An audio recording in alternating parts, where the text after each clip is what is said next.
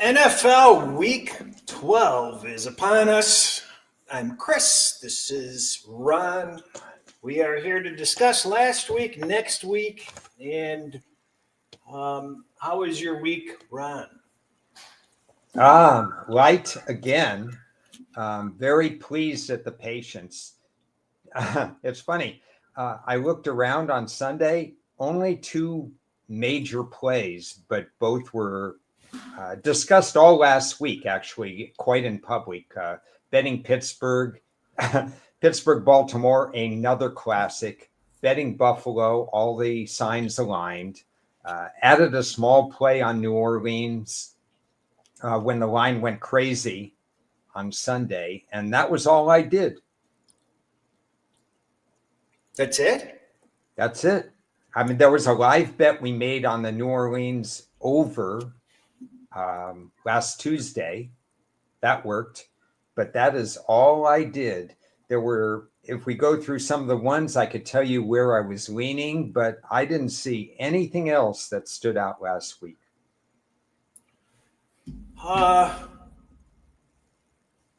I've been in like a real groove. I don't know what it is, but the contests are going really well. I saved myself out of 3 weeks in a row. I've been in last place in VEASAN and had to stay ahead of two people to continue. And the Chargers brought that in. I'm in striking distance of all the major contests in Vegas all of a sudden, so pretty happy.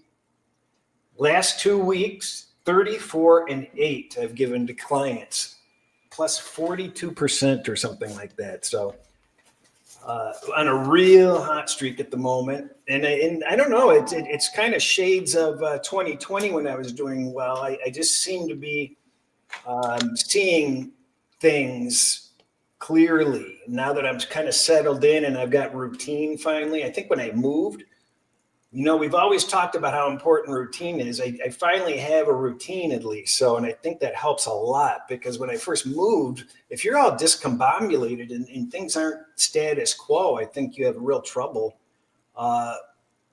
with the structure of what you're doing. So I kind of feel shades of 2020 when I had a lot of success and the model's heating up. So just kind of excited about that, but it's all in check because we know that that can turn on a dime in a moment. So, but at the moment, things look good. Yeah, I always equate it to golf when the hole just gets bigger and you're on the putting and everything just goes. And I kind of know each year when that happens. And even though I was betting a lot and winning a lot early in the season, I didn't think I was in the groove. And I could tell from our conversations that you weren't quite in the groove yet. And when I welcomed you back last week, I thought you were starting to get in the groove. And so I could tell and I could see why it's carrying over because it's really has an effect. It's really when you see something really clear and you get a vision for some of these teams, you could roll with it. And the model seems to be rolling with it. And you just want to stay in your comfort zone, even if you start a day late or a half day late or something interrupts you. Always the best advice is to not cut corners, just to keep doing what you're doing and make sure you put in all the same routine that you do week after week after week. Yeah, it kind of sucks because I do the Bet US show on Wednesdays and I've had winning weeks there the last 2 weeks, but not as strong as I have when it gets to the weekend. So it's kind of disappointing, but it's really tough to make picks in a snapshot in time at one book's numbers. Yeah. And I challenge anybody to try to do that, on a Wednesday morning. It's tough. Yeah, if you're dealing with just one book, you're already at a disadvantage against the marketplace. If you're shopping around for clothes or food or whatever, and you could find variants at all kinds of different furniture stores. You're not going to shop for a sofa at one furniture store or a refrigerator at one store. It's the same thing for when you're handicapping games. You're going to get the best price and the best quality. I've had an inordinate amount of headaches dealing with pay and collect and transfer, trying to get people money, trying to get money from people. And it's just a nightmare. It is debilitating. It is literally affecting. I haven't done any work this morning, and it's infuriating. And I've just been stuck in the minutia of nonsense, just stuff that should just like happen at a snap of a finger, but logistic nightmares just happen. And I bring that up to share just because that's what's behind the scenes with a lot of, bettors in my position. When you're dealing with, 20, 25 places where you're betting, and you've got to deal with this type of stuff. It's a huge tax that you don't see, you don't expect it. And I'm sure it's along the same lines of people that are, running around funding or collecting from the shops every week. I don't do any of that. I just leave the money in the shops. But when I have to go and pull it out to move it someplace else, that time is so valuable that you sit there and go, I can't afford this time. It's costing me. It's costing me process. It's costing me gains. It's costing me time. And time is, so much more valuable than money. Yeah. Yeah. Checking figures and handling disputes and doing all that stuff between books on a weekly basis. It's not that easy, because then you have to question them on that. And you say, no, wait a second. This guy played in a prop, or you figured this out wrong, or whatever.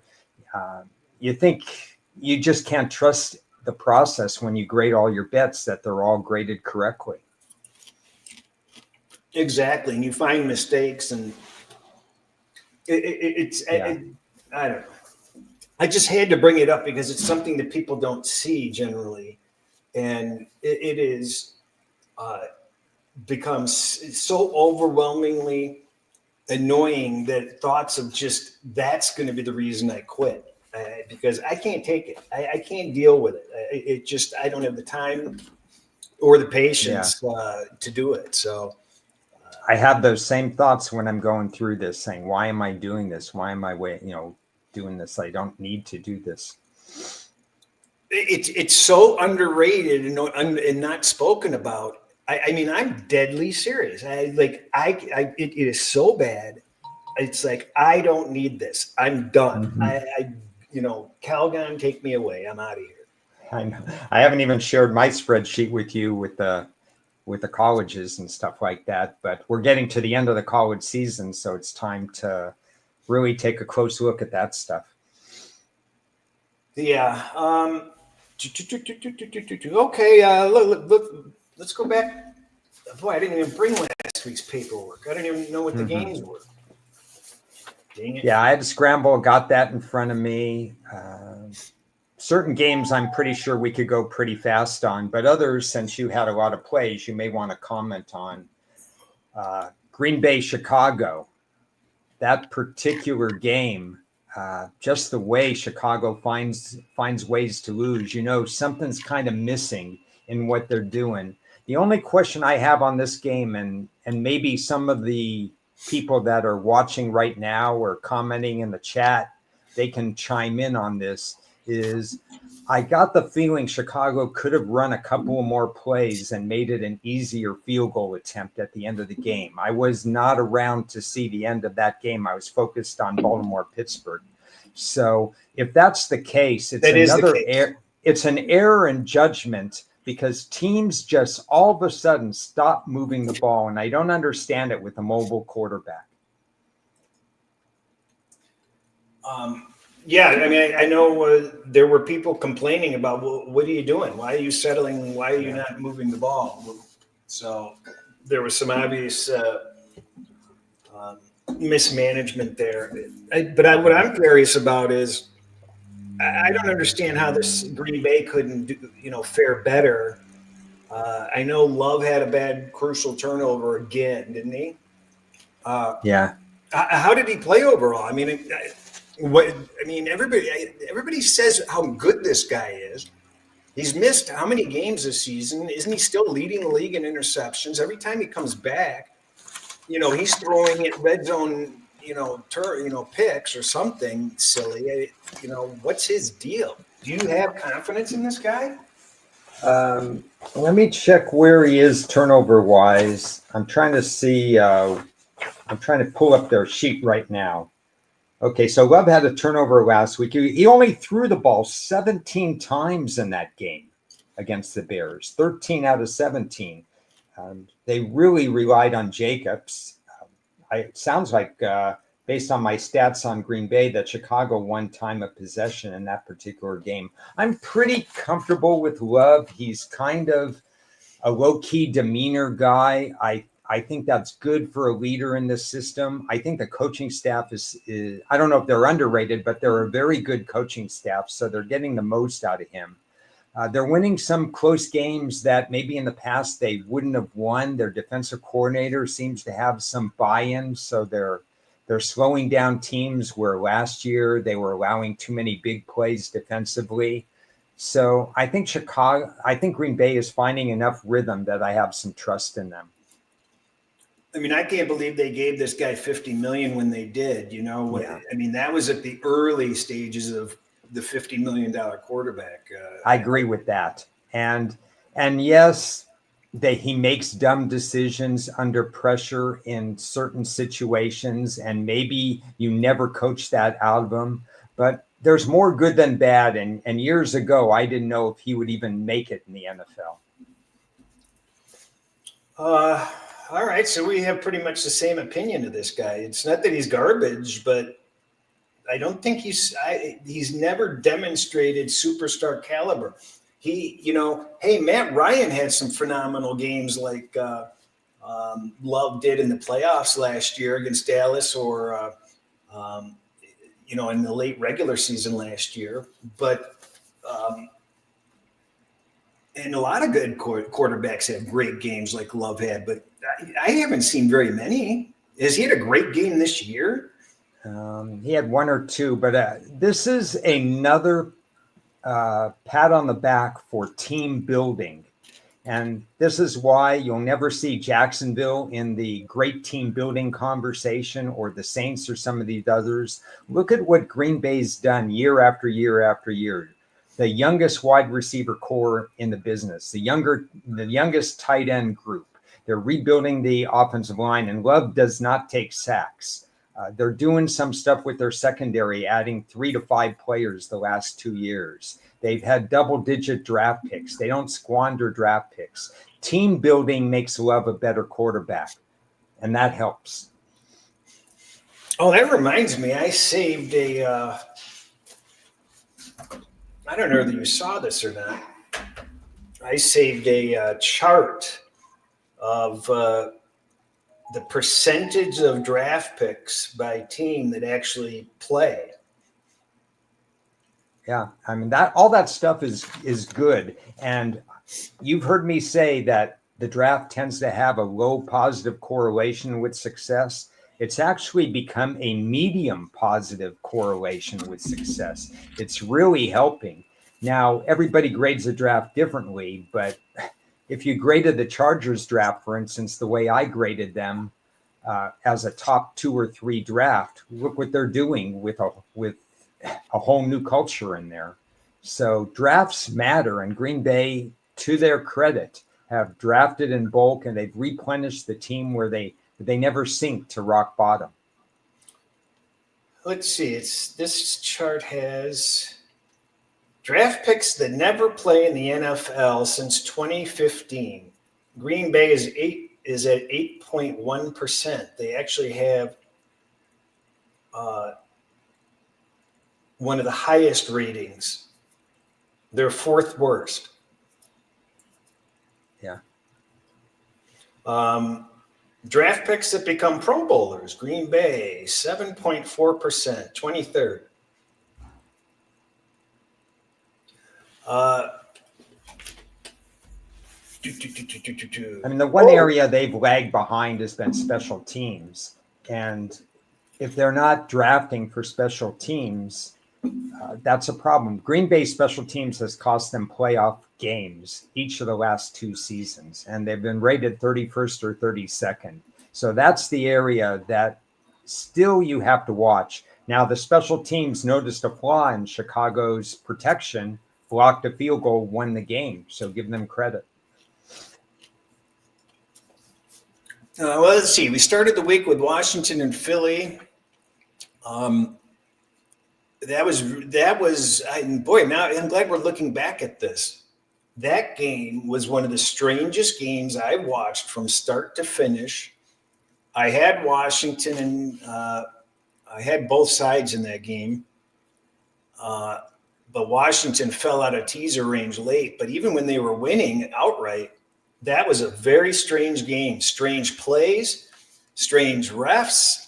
A couple of other people in my wheelhouse said the exact same thing, unsolicited. Like, what the hell are we watching? I mean, I don't know what the hell's going on with some of these games. Yeah. Well, Washington, because of their early success, the expectations have been raised. But remember, this is a completely brand new team. They drafted a lot of good players. They didn't necessarily draft great players. They drafted players that fit their culture. So whatever they do this year, whether they only win even 2 more games and finish 9-8, it's above expectations at the beginning of the season. So I want to push back a little bit and say whatever Washington accomplishes is a step in the right direction. This is year 1 of a very positive building experience. I saw in some rankings that Philadelphia is the second best coach team. I couldn't disagree more. Yeah. But how much do you disagree? A lot, because I would have Sirianni in my bottom 5. Can you name a team, Chris, or anybody out there, the difference? Maybe Miami is the only other one that come to mind. The difference in their top 2 receivers and the 3rd best receiver on their team. You can't even name Philly's 3rd best receiver. And you probably can't name, unless you want to count Odell Beckham, Miami's 3rd best receiver. Philly's 5-game winning streak started when they started to get healthy again at wide receiver. There is a tremendous drop at wide receiver for this team. I think Jalen's playing better, though. I didn't notice him doing anything that he was catching a lot of slack because things weren't going well for him for a period of time. But maybe that was because some of the receivers were dinged up too. Yeah, obviously Barkley has helped. You could see the difference between teams that absolutely can't run the ball and teams that could run to open up their passing attack. It's still a passing league, but if they don't have Barkley, it's probably 2023, second half of the year all over again. This is a very big difference. Do you think, like, everybody's sitting there drooling over Barkley? Yeah, he's great, but those 2 long runs that he had, was he touched? I mean, what the hell was going on with the defense there? I'm just sitting there looking at that, and then I'm watching everybody fawn all over. It's like, well, anybody can run through those holes. I mean, what am I looking at here? Well, it does help that he went from the New York Giants offensive line to the Philadelphia Eagles offensive line, where they actually care about protections. So certainly the offensive line and team building again in Philadelphia. We know Howie Roseman, how he makes these deals and so on. Team building matters, and it's made Hurts a better quarterback. He's made some nice plays, don't get me wrong. I'm not trying to say he doesn't play well. But those 2 long runs were just laughable. Yeah, the biggest thing with Philly is the 2 defensive backs that they drafted have really changed what's happening at the back end of their defense. And it's an enormous difference. Do you think Washington I think Daniels is hurt more than we realize. He's not running as much. What do you attribute the collapse in that 4th quarter or late game? Short week. It's a Thursday. When you have a quarterback like that, a rookie quarterback, again, I talked about this a lot, and I was amazed that Washington did so well without their new staff having any sort of mini bye all the way into week 11. So I take nothing from that. You know, he had to play 2 games in 5 days with no break the entire season. Now he's got to rest. He can reset and so on. So I'm okay with it. I think we can skip over the Lion game. That's exactly what I expected to happen. I said I honestly believed that they would just wipe the floor with them, and they did.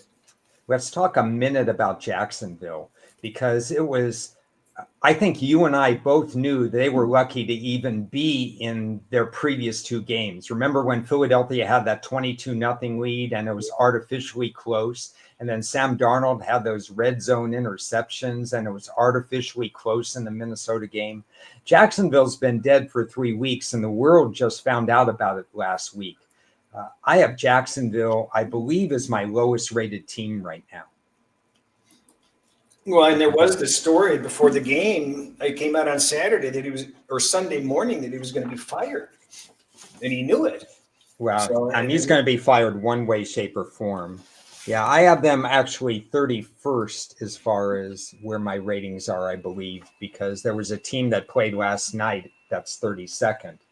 But Jacksonville, I mean, what's the motivation for any of those guys right now without Trevor Lawrence? I can't think of it.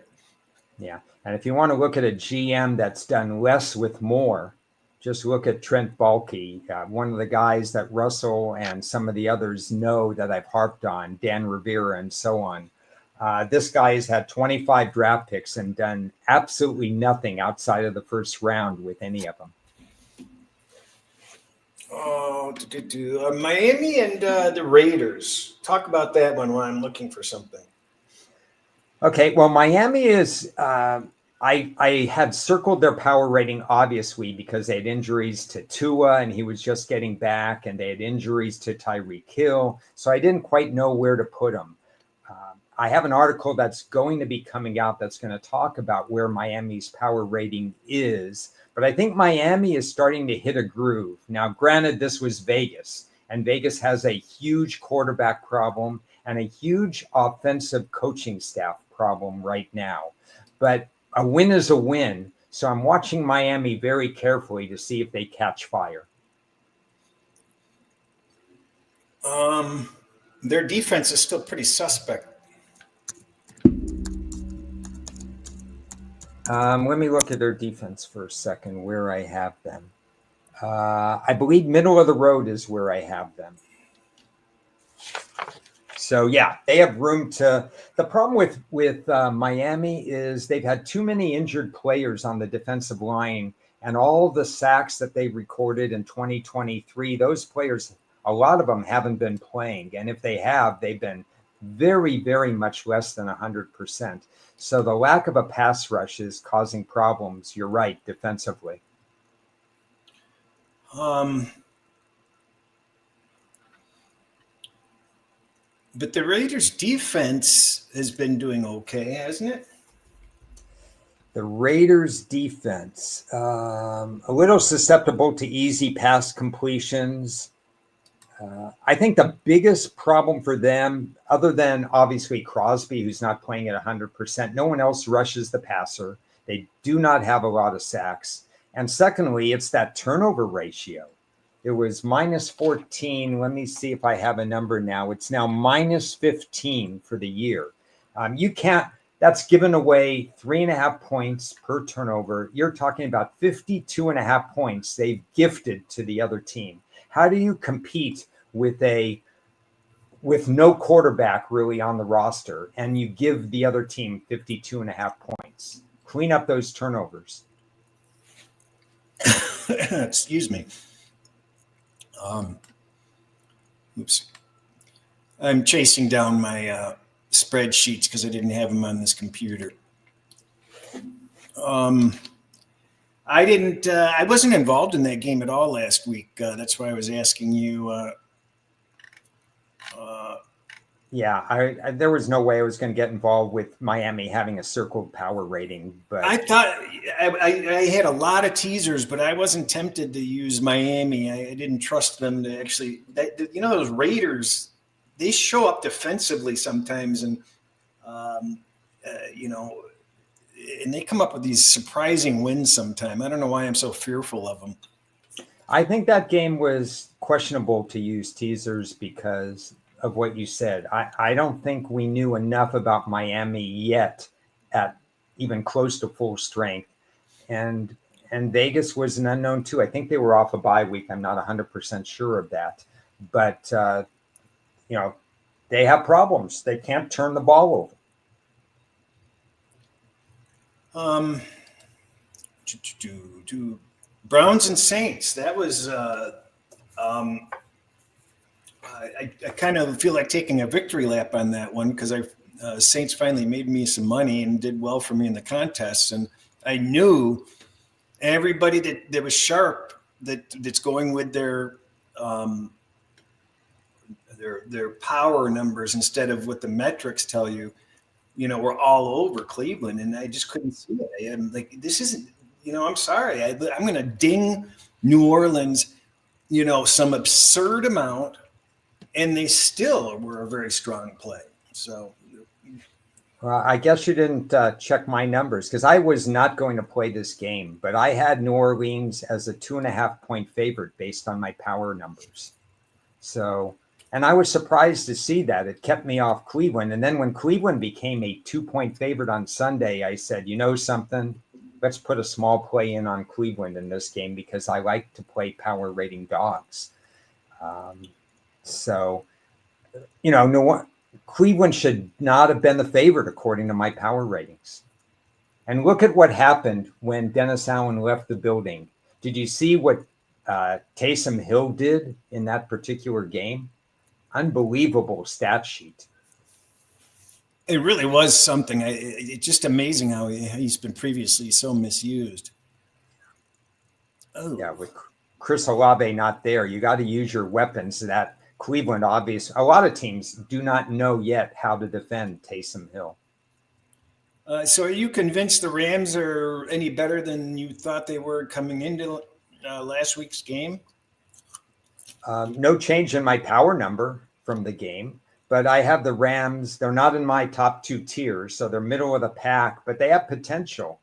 That 1-2 combination of Puka and Kupp with an extremely experienced quarterback in Matthew Stafford. They're going to have trouble. The offensive line is going to have trouble against your more sophisticated teams because there's a lot of injuries, cluster injuries to the Rams offensive line. And their defensive secondary is a weak link too. It's a work in progress, but they have so many good young pass catchers. That division is crazy. And I don't rule the Rams out. So are you aware that the New York Jets have been the favorite as often as Kansas City and Buffalo this season? Yeah, and we all know New York. Well, I don't know if we all know, but a lot of us know New York Giants' historical record as a home favorite is garbage.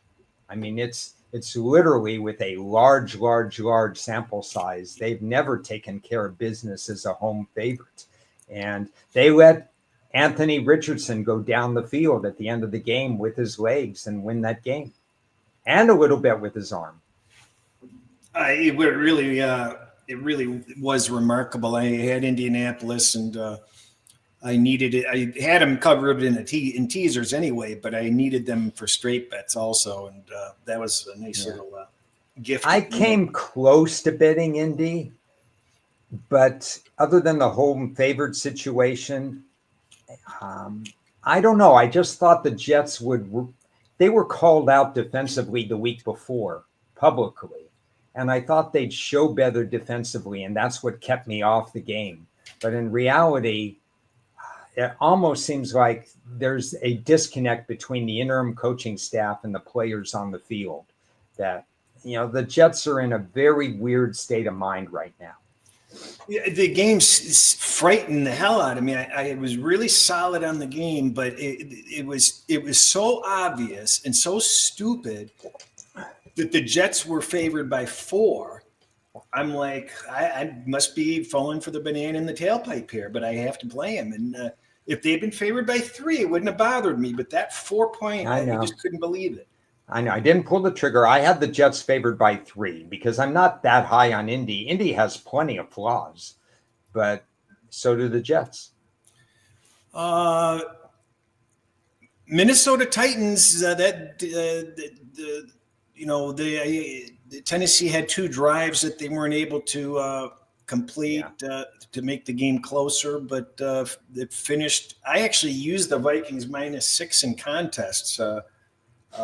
I felt like they should have done better than what they ended up doing with the 10-point win. They still didn't play as well as I thought they could. Yeah, I don't know how you feel about Minnie overall. It seems like there's a lot of good parts to the team. That Aaron Jones pickup, we've talked about how important that is for Sam Darnold. Brian Flores, year 2 of the system, it's really taking hold. A lot of sacks. You can't run on them. There's a lot of good things going on. But it just seems like they're a step below really trusting them as a top 10 team. I don't know if you have them in your top 10, but overall, I just don't trust. No. Yeah, I just don't trust. They're right there at the border, though, which I was embarrassed to admit, frankly. Yeah, they're at the border for me too. They probably in that 10 range right now. I think for me, it sparks to their potential more than exactly what they're doing on the field and I was a little worried that they wouldn't take Tennessee seriously. It's kind of a trap kind of situation. And Tennessee could have covered. Of course, Tennessee could have covered if they were a little bit better. They could have backdoored and so on. I never had a thought of playing this game because I couldn't back either team. Soft interior O-line, weak secondary, and the ups and downs. Comet's comment is absolutely spot on. Thank you. A soft interior O-line for Minnesota leads to a weak run game, weak secondary, and the ups and downs of Sam Darnold. Yeah, that makes sense. Makes a lot of sense. Baltimore and Pittsburgh, I actually teased them in both directions just for the hell of it. I figured the game had, but I didn't watch any of it. I watched the entire game. I blocked out all the other games because literally you could plug in any year and the results are the same. This is how they play. This is old school football. I don't care if the rules have changed a million times. Baltimore and Pittsburgh these coaches have now played each other 36 times. There are no secrets. There were probably 10 fights during the game, skirmishes where this team got a warning, this player got a warning. This is NFL football, my favorite game of the season. Well, one of the things I was able to pick up on, which I wasn't quite aware of, is Jackson's record against Pittsburgh. Tomlin has a way of shutting him down. I guess he doesn't let him get outside with his runs. And I heard some other analysis that probably Pittsburgh's in Jackson's heads. That sometimes teams just get in players' heads. What do you think? Well, yes, but it's just kudos again to the coaching staff for understanding the rivalry and what works and what doesn't. And Tomlin's a straight shooter. The ingenious move to put Fields in on second down to try to close out that game. And then on third down to almost use him like in a decoy kind of way and to run that particular play. To me, it's like ending a movie the way it should be ended. They ended this game just like a movie. You couldn't script it any better the way Pittsburgh prepared for that game.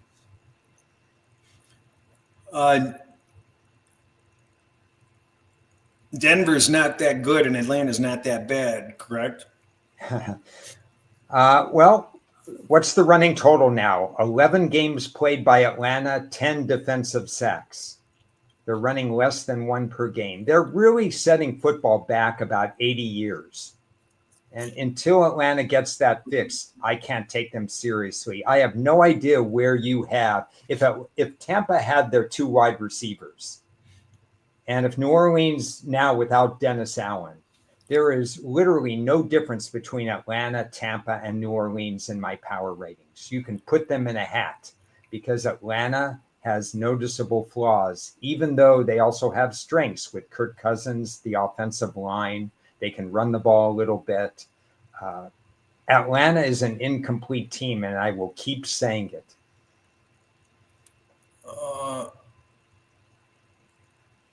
Well, I have New Orleans and Tampa both better than Atlanta for sure. See, and a lot of people would disagree, and they'd be wrong. Yeah. Seahawks 49ers, we've been saying it for, I don't know, 4 or 5 weeks that San Francisco's not the San Francisco you think they are. Don't overvalue them. I think we're seeing it. Mainstream media is picking up on it finally. Yeah, no, we were ahead of the curve there. We said it on every show last week. You don't flip a switch and pretend that San Francisco is 2023 San Francisco. They're not. They're not defending the run as well. Obviously, they miss Ayuk a little bit. And basically, George Kittle was the difference in that game. And the absence of George Kittle, everything he does, his positivity, his blocking, his spectacular route running and catch making, his presence was the reason why I don't think San Francisco was able to score more than 17 points on Seattle. What a big difference. I mentioned that for whatever reason, I had a feeling that Kansas City would not cover a teaser, and they did push 7-point teasers from 2, but yeah, that was an odd game.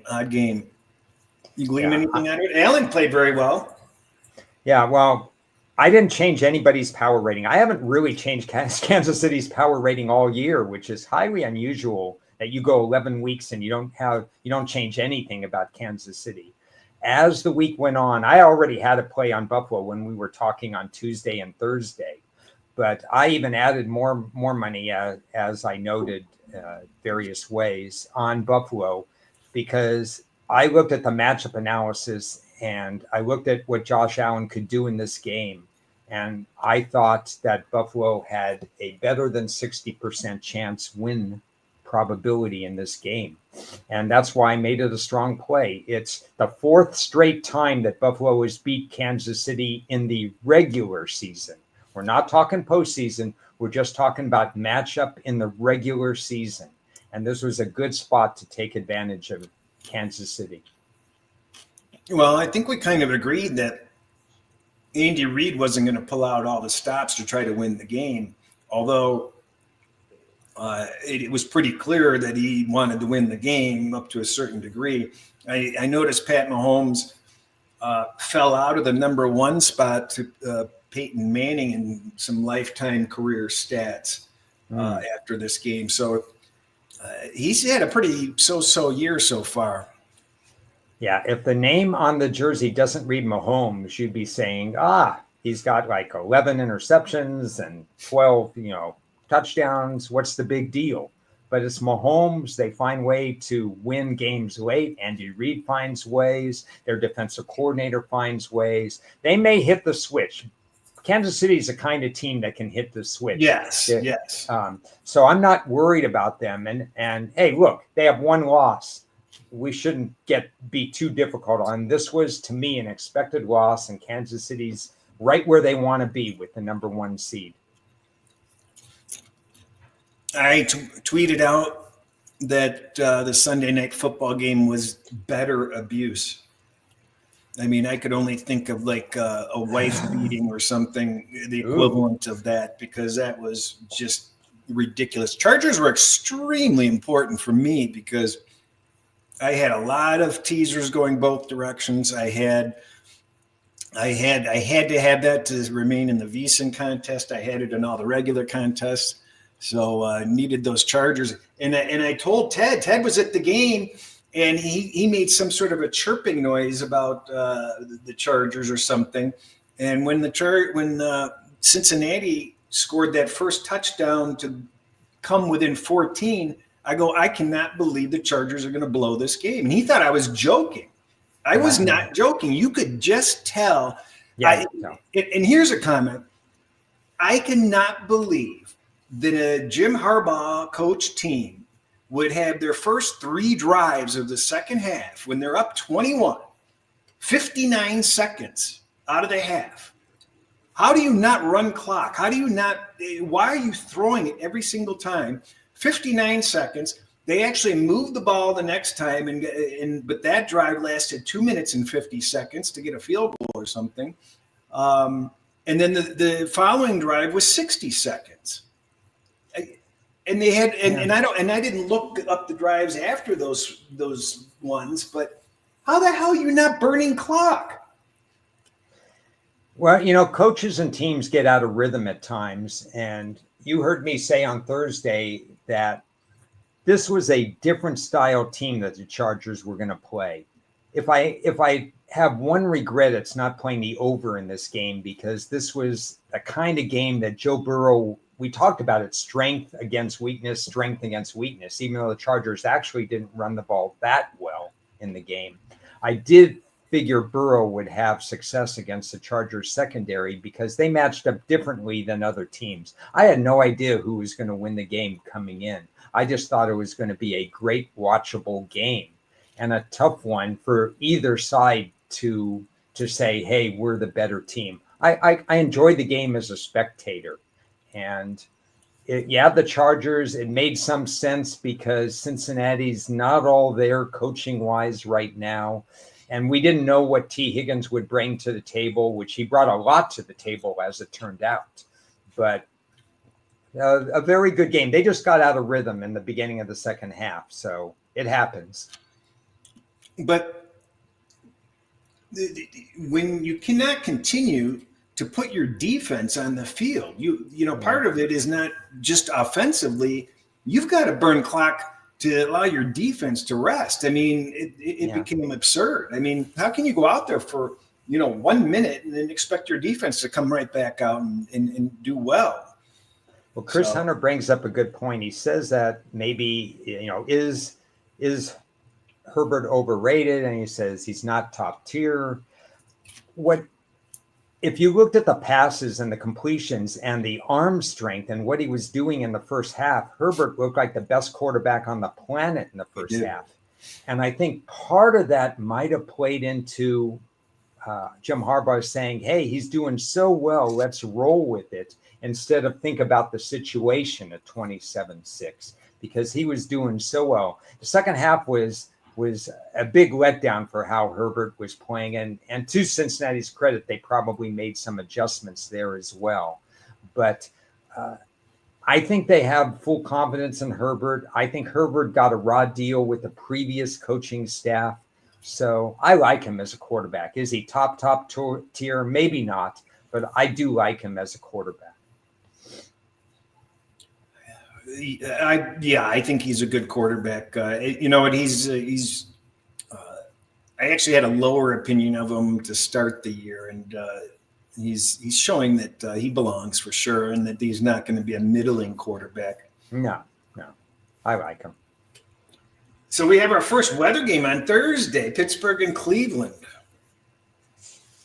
Yeah, let's turn the slate. Weather game, okay. Your friends at BetUS have a line that couldn't be ignored. Just to let you know, anybody who likes Cleveland in this game, Cleveland was at least at post time of this show, Cleveland was plus 4.5. They're down to 4 now. Yeah. Somebody may have hit the game. I don't know who.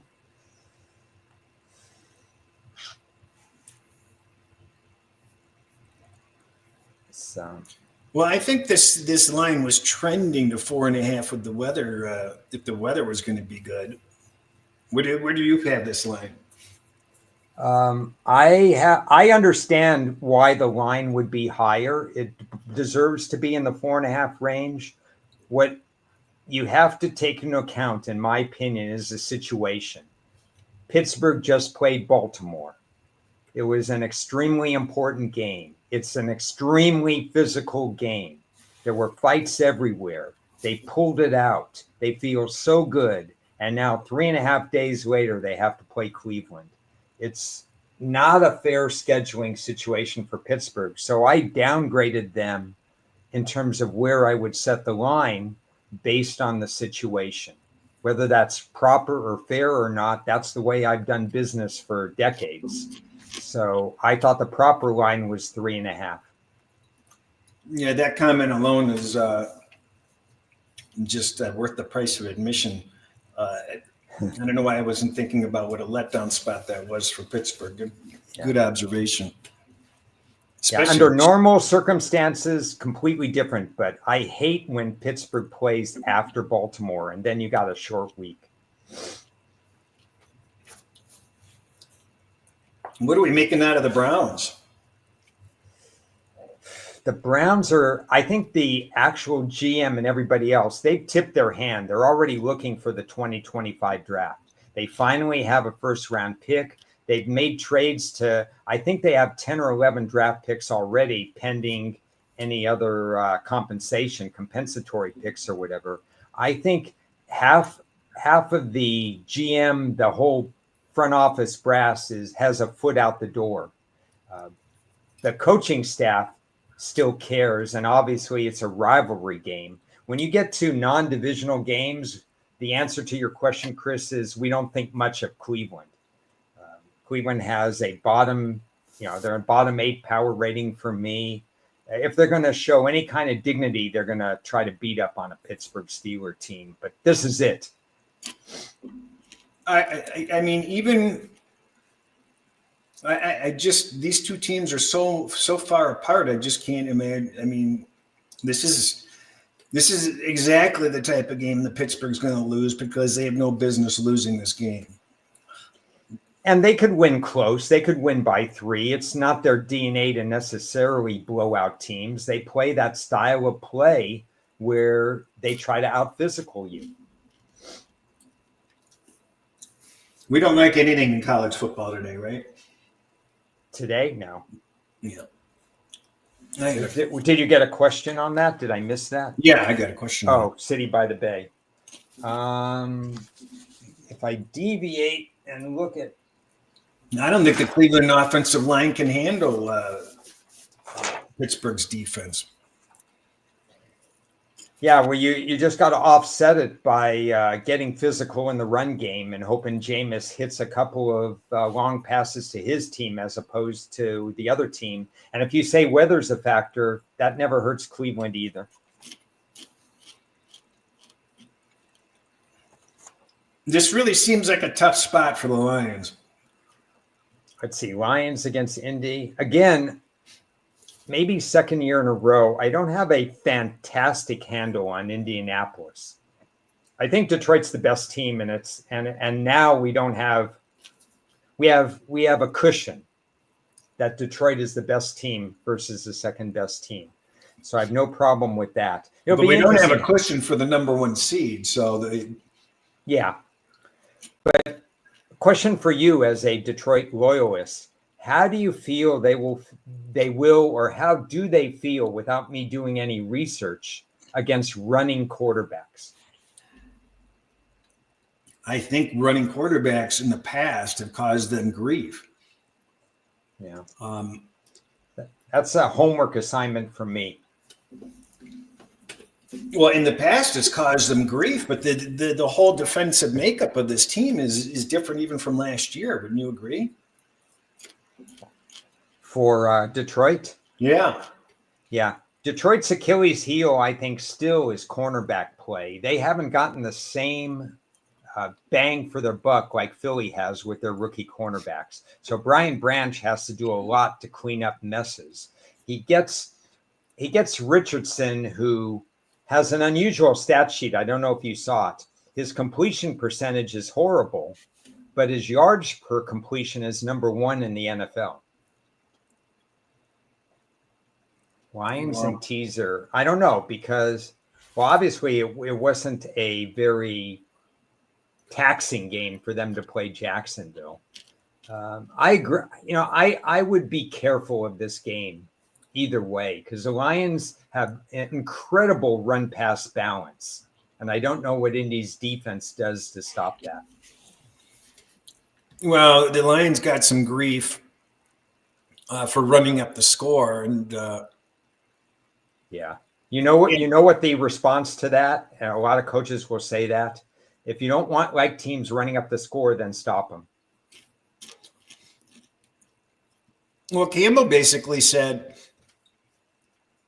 it's a matter of, we need to be trying things out, and we need to stay, basically synced up.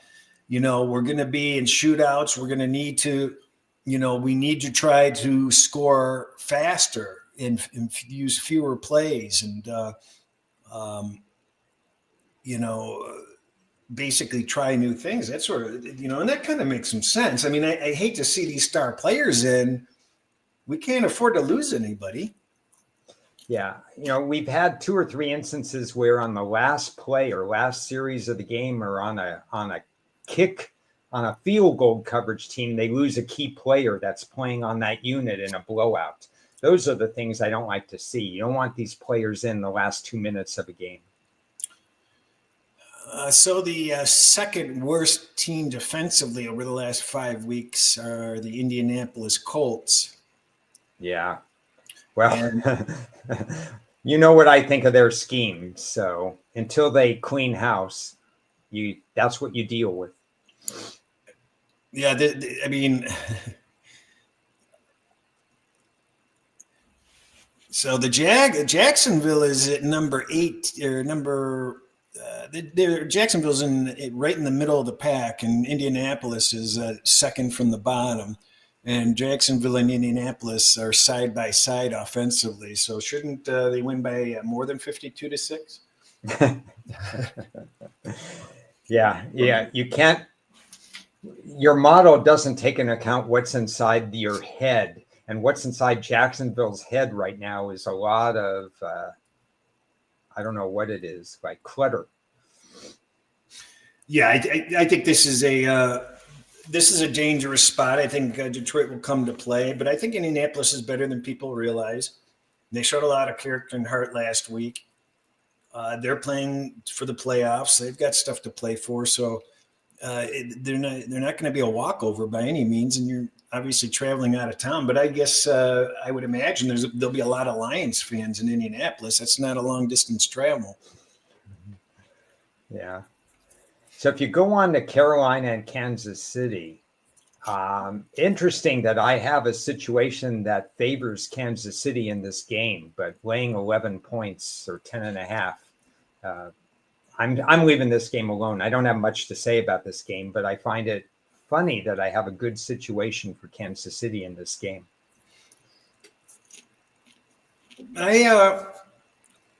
Carolina's getting really healthy now. They're getting Thielen back and a couple of other players back. They're in pretty good shape health-wise, I believe. So, I mean, I certainly don't want to lay 11 on Kansas. I don't know. Do you think there's any way possible that Carolina could take down Kansas City? It's going to require a spectacular game from Bryce Young, and I don't know if Kansas City will permit him to do that.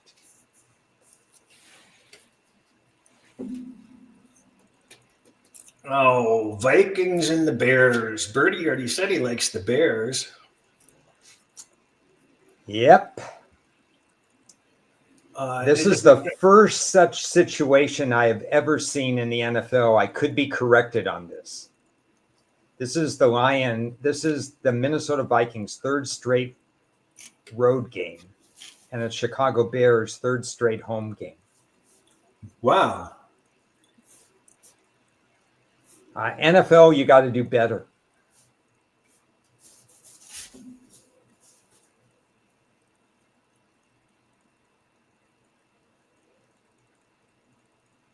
I'm going to have to look that up.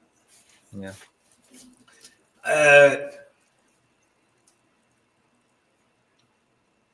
So, I mean, we kind of thought that Chicago could show up against their Green Bay nemesis, but we're not convinced Green Bay really played all that well. And I don't think the Bears, I guess Caleb finally came alive, though, right? The Bears just found a way to lose. I mean, everything was on the table for them. I mean, they obviously their focus, everything was on the table for them, trying to show up Green Bay. And in the end, they didn't get it done. Do you have any? I guess they've shown that they're not going to quit, right? The Bears aren't going to quit. That's about what we can take out of the last game. Yeah, part of me, I don't want to jump to conclusions, but part of me would be surprised if the Bears lost this game.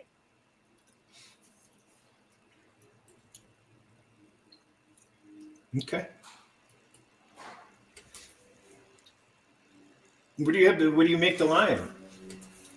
I made the line exactly what it is, 3.5. I know it's trending toward 3. By power ratings, the line belongs at 3.5. But again, Chris, power ratings don't take into account the situation. And when you got home versus road, you got to have at least some consideration for what that means. Doesn't guarantee a win. That's another good point there. Yeah, I mean, it doesn't guarantee a win, but power ratings are a number, a snapshot in time. Circa is the only flat 3 anywhere.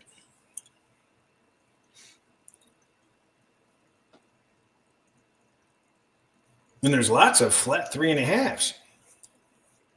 Yeah. I wouldn't be surprised if the game closes 3.5 because how much love do you really have for the Bears? But I don't know. At some point, the Bears do not have a bad defense. I don't know where you have them rated. They've underperformed to what I thought they would be. I thought they'd build on 2023. But the question is, do you have them any more than middle of the pack defensively, the Bears? I think they are probably 15.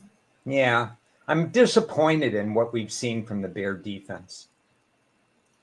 Yeah, well, they were very high up earlier in the year. Yeah. So I expected them to build, and they've kind of been middle of the road. Little disappointing. Oops. Right. Oh. Let's see if the Bears do what they want, Birdie. Let's find out. Defensively, they've been second to last over the last 5 weeks. Yeah, again, I don't know what the rhyme or reason is with that because they have the personnel. Their sacks are slightly above average. Their defense is relatively league average. Their run defense is letting them down a little bit. Oh, you know what? I made a mistake when I mentioned Indianapolis is second worst defensively. They're second worst offensively. They're about 12th or 13th defensively over the last 5 weeks, which is pretty good for them. Very good for them considering some of their stats. Yeah. Don't have much to say about Washington, Dallas. I mean, Dallas is a short week and nobody cares on the team. No, let's skip it. Yeah. What do you make of Danny DeVito starting for the New York Giants? Well, I think that they don't want to pay Locke if he hits some minimums, although it's not a lot of money. Yeah.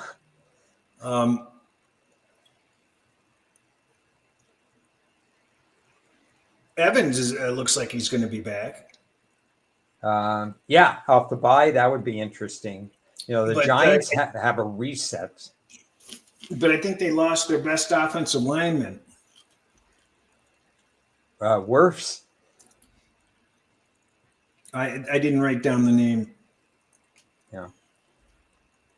I have both teams with circled power ratings because the uncertainty of Tampa's Evans and one other player, and the complete uncertainty of whatever the New York Giants are going to bring to the table off the bye week and a new quarterback.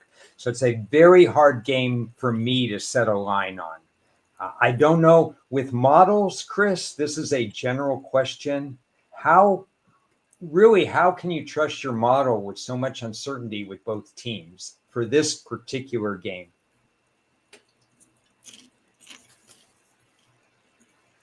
It's not a desirable game because of the spread. I mean, this week more than any week, I'm probably going to be on. Actually, it's kind of strange. I probably should have said it before. It's been going so well. And somehow this week, I've never seen so many games that really have extreme differences with the market. I think anybody that has a model knows how things can get out of whack, but yeah. There has to be a half a dozen games that are way, not even close to the real line. So I think there's two things I would say to that. Number one, and this is for all modelers, is how do you deal with situations when there's so much uncertainty in a particular game, like with the New York Giants and like with Tampa Bay? And then number two, how do you factor in those unusual situations like short week and what the NFL has done to various teams, put them in unfavorable situations coming off Monday Night Football, 3 games in a row road and stuff like that? Because that's typically not built into a model. Well, I think it's built into a lot of it's built into the line already. Yeah, it's built into the line, but is it built into a model that modelers use? I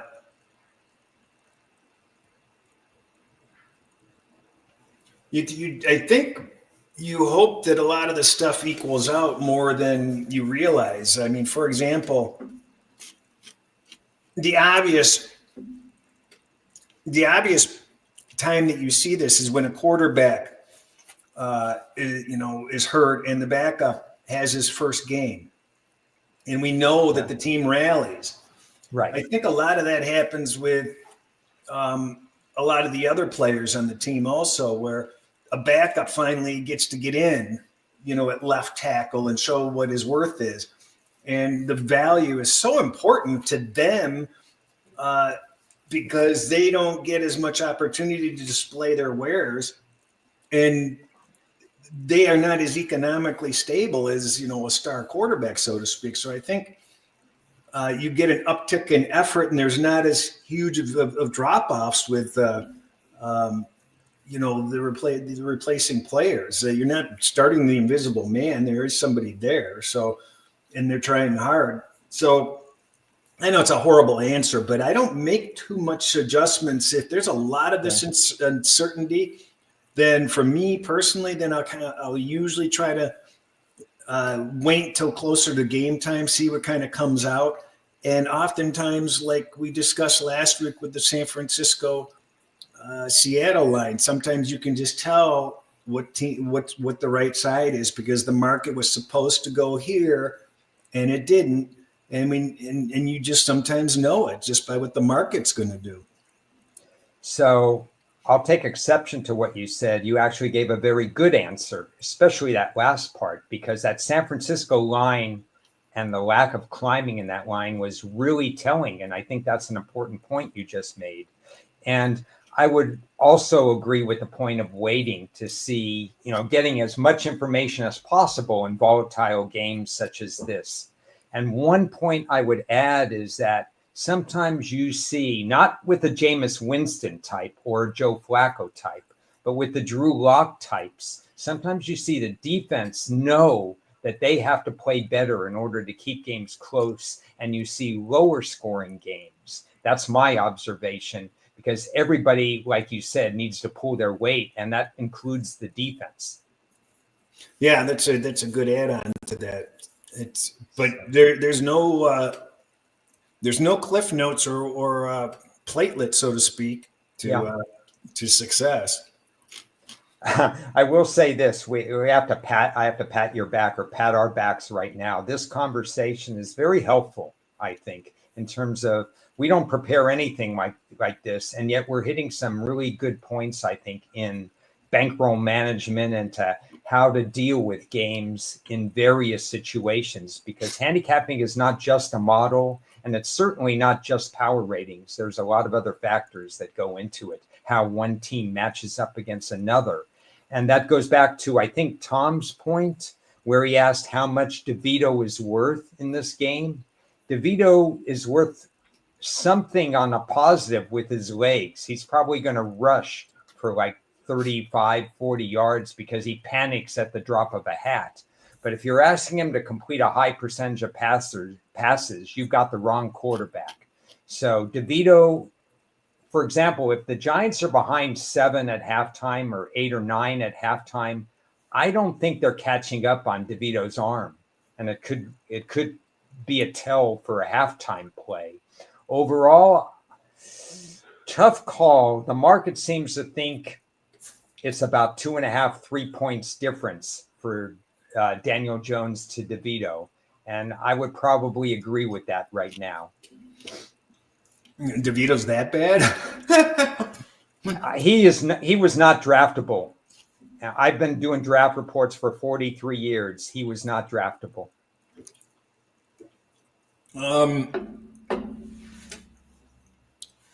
This is an interesting game, New England, Miami. Yeah, what do you think of the line?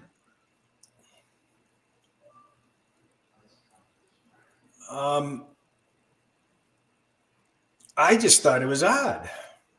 Yeah, I find it odd too. I don't yet trust Miami at that number.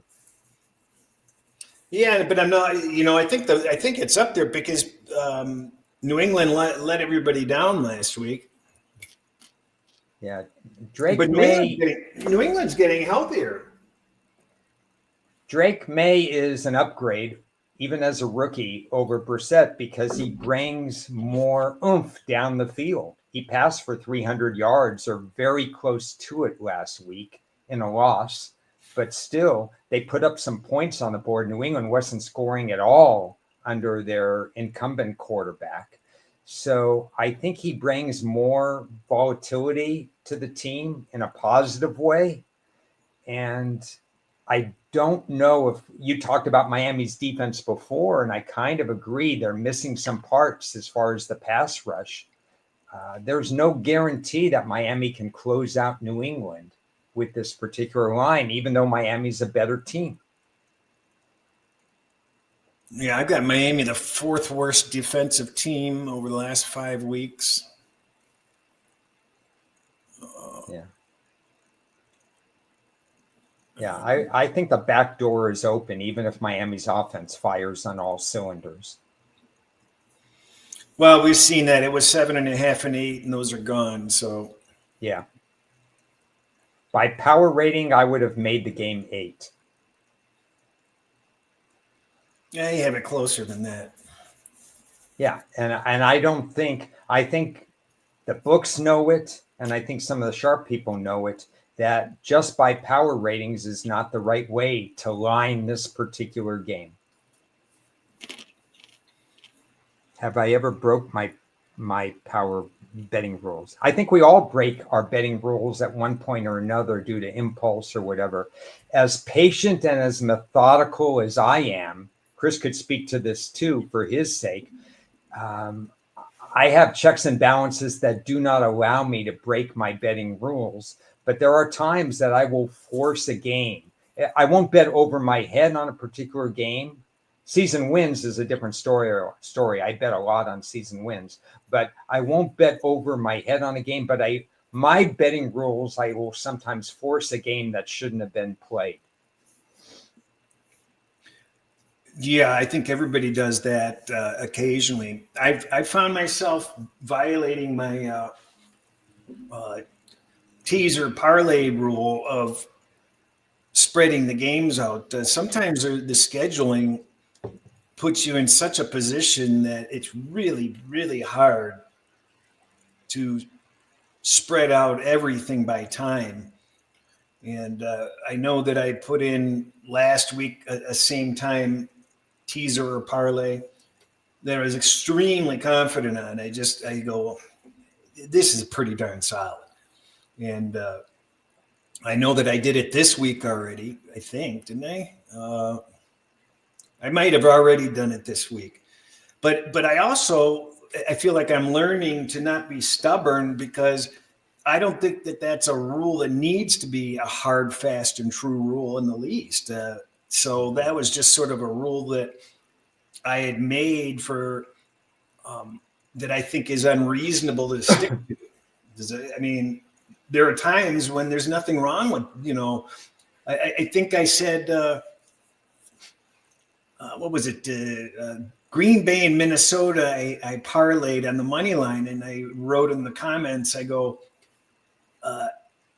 if I bet each of these teams on the money line, we're going to lose less on the parlay than we would if we split out those two other games. So that was kind of my justification for it. Yeah. If I violate it, it's usually because I add a small play or something like that. I'm pretty good at not violating, but I understand. I mean, some weeks, there was a week last year, and it was almost like a week this year. I said I only had really 2 major games, and I stepped out on both of those games because they were so far and above other games. I decided basically not to worry about the other games. These are the 2 games that I really like. So in that sense, I don't know if I'm breaking my rules, but I put more on it than I usually do, because I felt, whether right or wrong, you never know, that the worst I was going to do is split those games because I had some valid reasons in those games. But I love the question from the audience in that one. And actually, the questions this week are incredible. I really like them. I think the rule that I break most often, and I've been open about it in the past, is not playing every game that's in the model, not just talking myself out of using a game. I mean, I use the Lions in contests. All my tickets had the Lions laying the big spread, but I didn't really bet it. I only used them in teasers or money line parlays, and I've only lost 1 game over the last 2 seasons that indicate that a play should be made on a double-digit line game, in the second half of the season after the first 6-7 weeks are done. So I should be trusting that information more.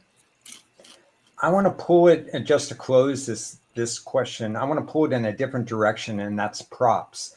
I made a decision after a variety of reasons, because the prop market changed in terms of how fast it comes out, in terms of that they're not lining certain bets anymore. You can't find sacks that easily. They don't have whole numbers for player receptions. A lot of my margins went away.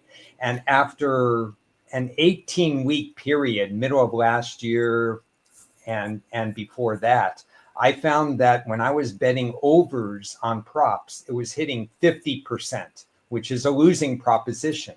So I made a commitment this year to have an extremely heavy 85 to 90% under to over whenever I would play props this year. And I have not played as many props because I used to play so many. And I tried to stick with that. But if you want an instance where I violated my rule, there was the week before last when I played about 18% of my plays, I think, were overs. And I really didn't want it to be more than 10% in any given week. I really wanted to stick by that. And it's just too tempting sometimes to play overs. So I set a rule for myself, and I broke it just a little bit a week ago. Yeah, and Tom has it right. Too many things need to happen for overs. Absolutely.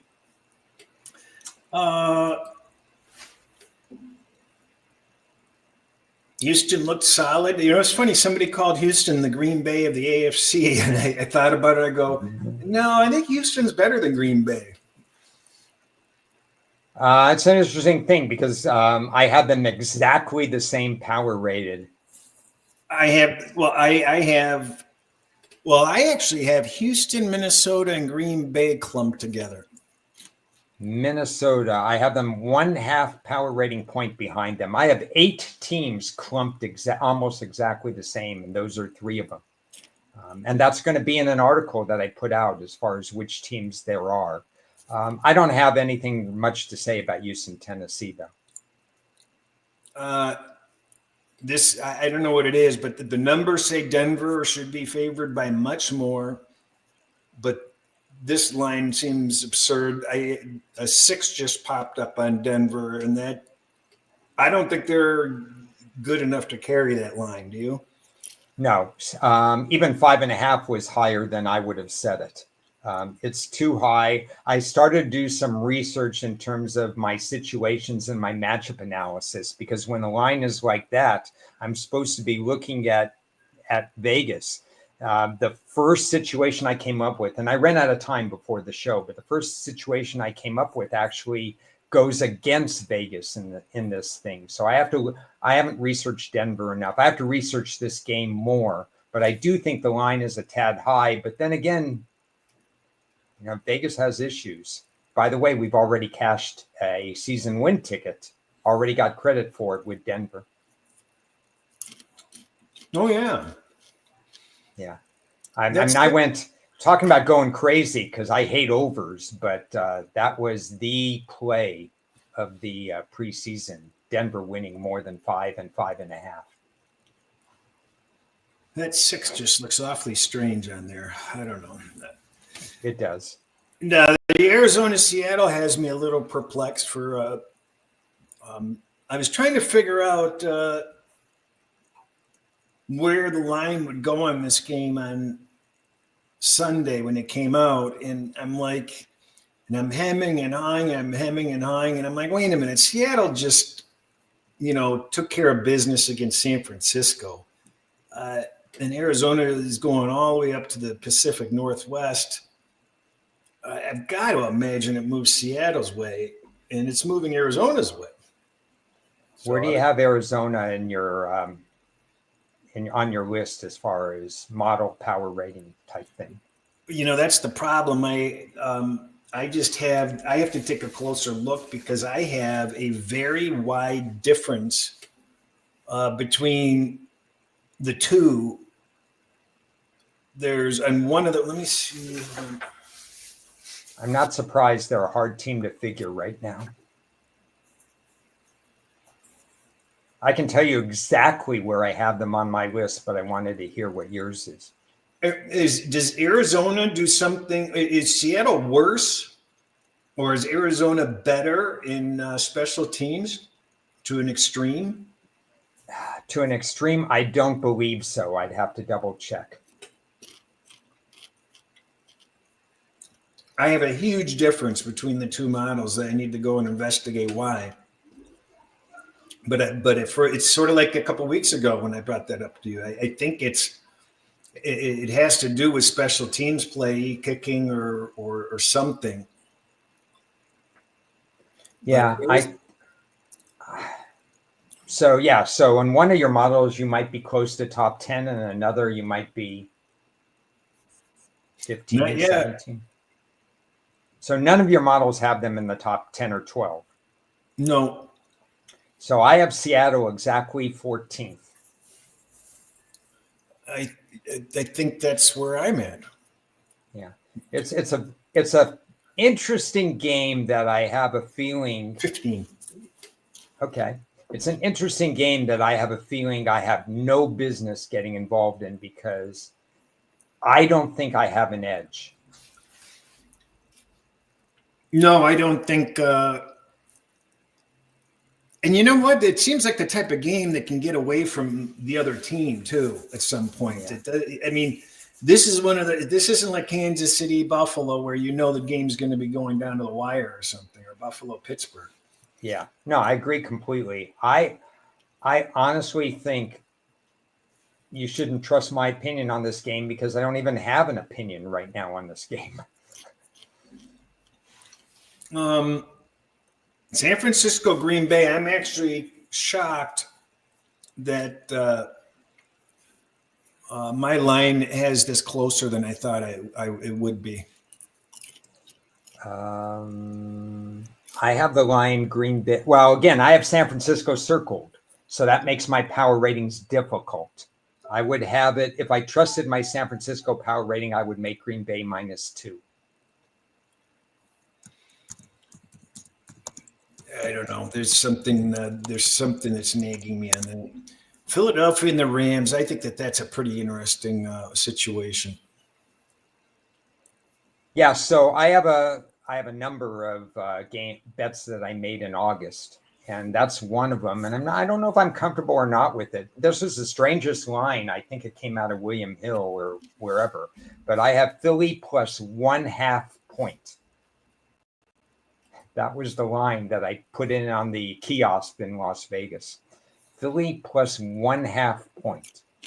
Where do you make it now? I make it now Philly is Sunday night game. Yeah. So I give a little extra for home field. I would make Philly 2.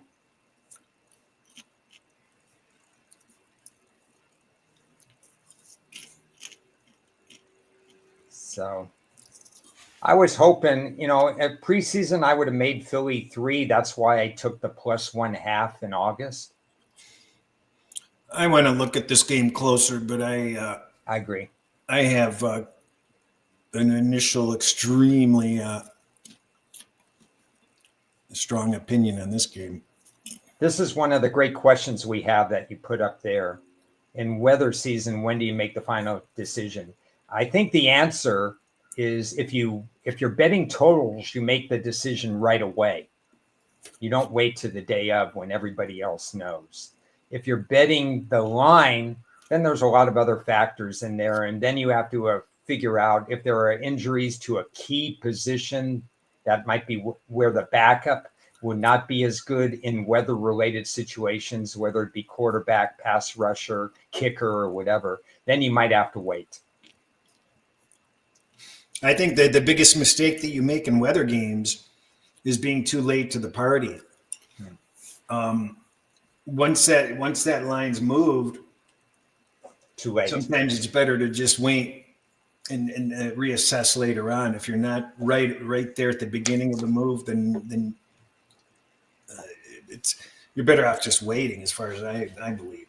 Sometimes you get an overcorrection. Yeah.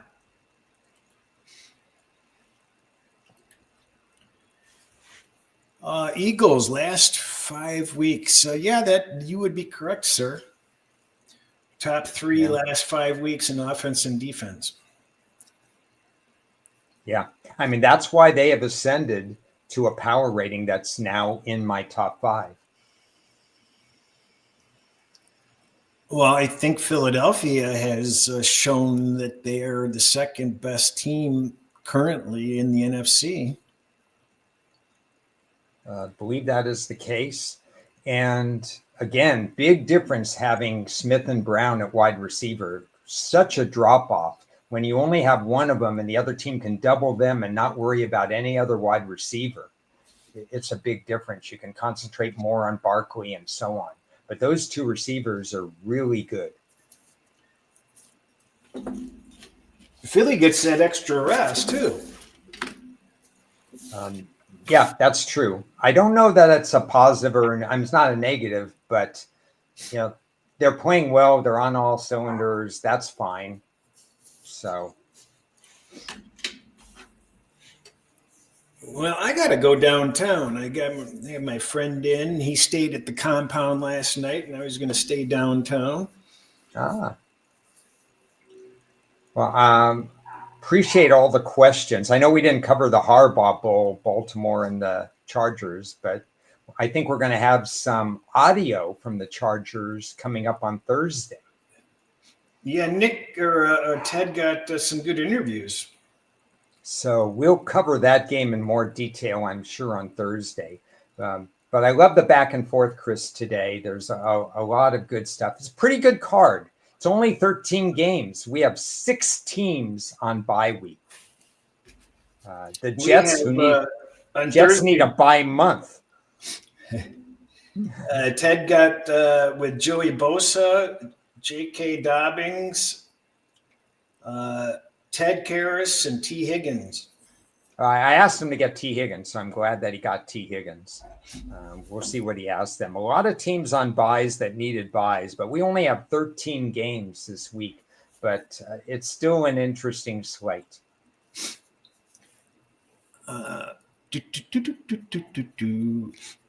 Okay, yeah, that's about all I got. We're out of questions. I'm going to run. I'm get this runny nose from eating this spicy popcorn the whole time. Yeah, it's a working show, a working and eating show. But thanks, everybody. Go ahead and let others know of our conversation, and we'll see you Thursday. Sounds good. Cheers.